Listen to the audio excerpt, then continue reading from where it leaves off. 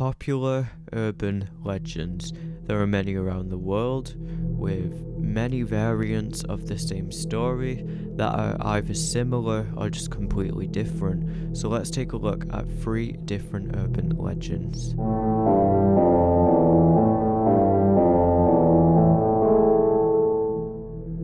Okay, so the first one is the roommate, or it's often found as, aren't you glad that you didn't turn the light on? So this legend is mostly passed from friend to friend, and there are many versions of the story, and there will be in urban legends. That is just a common theme in this, and some of them are more gory than others, so I'm not going to be sharing specific details for that reason. I don't even think YouTube would like that, let alone me reading it in the first place. But in a sense, a college student will return back to their dorm needing something, so like a book or notes, because it said that they were out studying, but it's sort of late in the night and your roommate is sleeping, so you grab what you need with the lights off to prevent them from waking up. Very thoughtful. However, the very next morning, you see something bad happened to the roommate in their bed. Their neck is cut with words written in crimson on the wall. Aren't you glad you didn't turn the light on? Other versions could be returning to the dorm for a jumper instead of books, or was at a party instead of studying, or stops briefly to check up on her sick roommate but assumes they are just sleeping it through the night and doesn't disturb them. But when they return, that's when they find their roommate dead.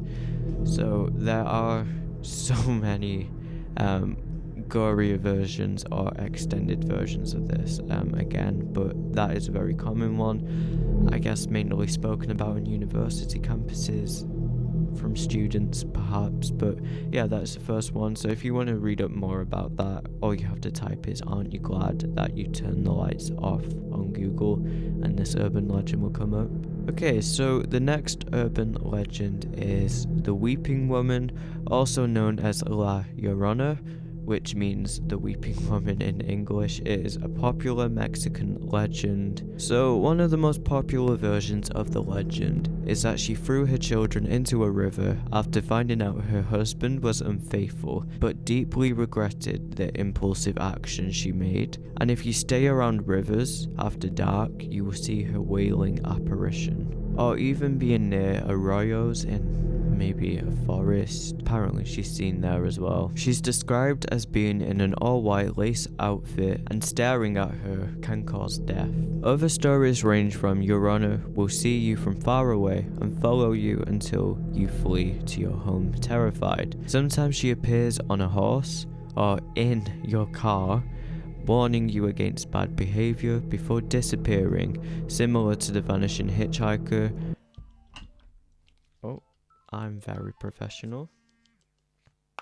Sometimes she appears on a horse or in your car, warning you against bad behavior before disappearing, similar to the vanishing hitchhiker, who we're going to talk about in just a second. And in other common stories, just coming into contact with the Weeping Woman is fatal.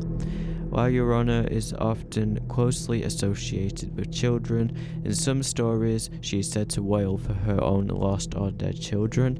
In many of these stories, she killed her own children when she was alive, and is doomed for her actions to be a wandering ghost. In other stories, she appears to mothers who have children, while in still others, she kidnaps children who are never seen again. There are a lot of hidden versions as well, and of course, there isn't really a way to distinguish which one of them should be told. It's a legend after all, so do with that with what you will.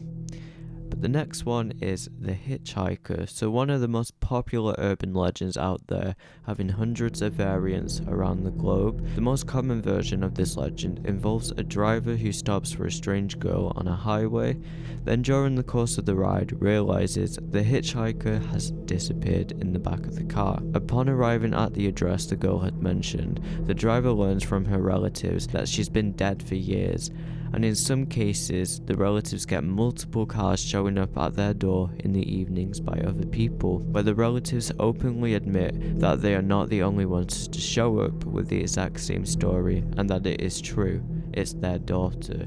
So, how this story is told lies in the nature of the encounter with the hitchhiker. So, with this tale specifically, the interaction with a ghost isn't because the person believes in a supernatural activity. In fact, that supernatural activity is finding its way to the person driving the vehicle. Now, because of the nature of the tales and how many stories there's been, it really powers the belief that supernatural activity like this can happen anywhere, anytime, any road, meaning that if you are driving a car, you could potentially come by a hitchhiker.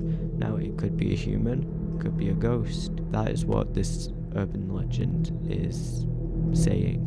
And you may not even recognize him as a ghost in the present moment as well. So, upon kind-heartedness, you might even just say, "Yeah, I'll help you get to your address," and then before you know it, you arrive there and there's nobody in your car. The thought of that is just absolutely terrifying. Of course, most of the time, if you just let a hitchhiker in your car, it's probably just some really suspicious criminal. You never really know. So there is a retired American folklorist called Jan Brunvard. He believes the origins of the tale began for the hitchhiker in Europe, usually with travelers on horseback. He even has his own book explaining multiple variants of the tales and beliefs. So I'll show that up on screen. You can give it a read if you want. I personally am not going to buy the book, it's just an urban legend at the end of the day. So thank you very much for watching this video.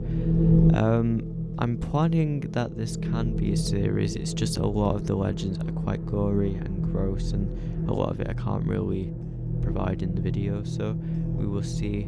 But a lot of them can be very, very hard to read. But I hope you guys enjoyed the video. I'll see you guys in the next one. Thanks for watching.